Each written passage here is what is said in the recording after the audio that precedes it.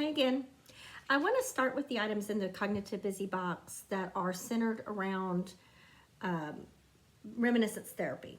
So reminiscence therapy is using items that are familiar, whether it be pictures or stories or storytelling, to help the person with dementia with where they are in the cognitive spectrum be able to recall certain memories. We all know that retaining new memories is difficult, but sometimes recalling older memories are very helpful and very easy for them to do. It does give them a sense of participating in their environment, and it's wonderful for helping ease anxiety. And I'll tell you a quick little story. And one of the reasons why I came up with the cognitive busy box was my mom. We used reminiscence therapy with my mom. We didn't know what we were doing at the time, but we would use pictures and post and pictures of places, pictures of people in the family, and sit and visit with her about them. And we found that where she would like to walk around a lot, she would sit still and enjoy the interaction. We felt wonderful about the interaction. She smiled, she enjoyed it as well. So reminiscence therapy is great for both people participating, the person with dementia and the person that is helping do the facilitating. So like I said, each card comes with a brief description of the purpose and tips on how to use it.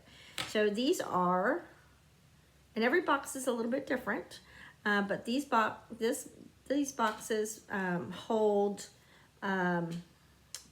postcards of U.S. landmarks, things that are very familiar, things they've seen over the years many times.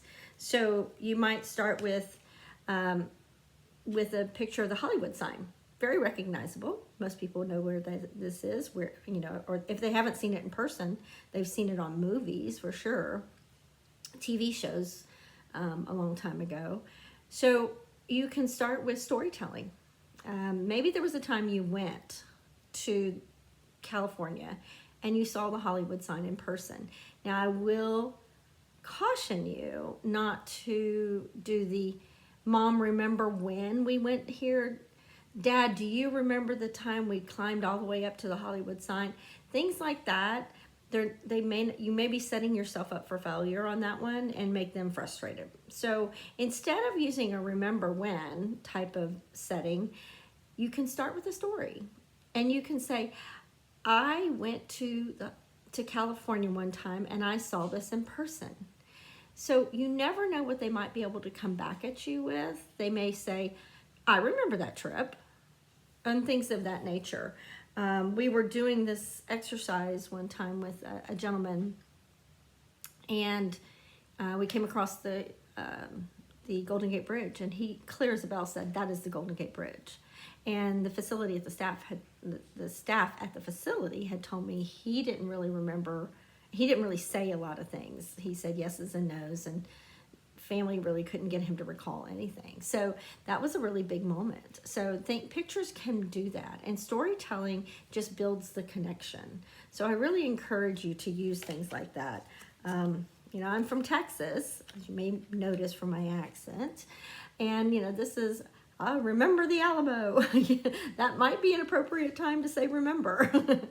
But you know, it's one of those very iconic landmarks that is a part of this overall packet.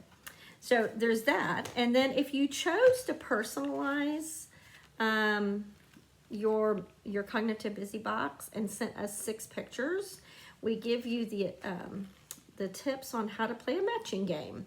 So you take your 6 pictures, and there should be 2 of every picture, and you can turn them over to play a matching game.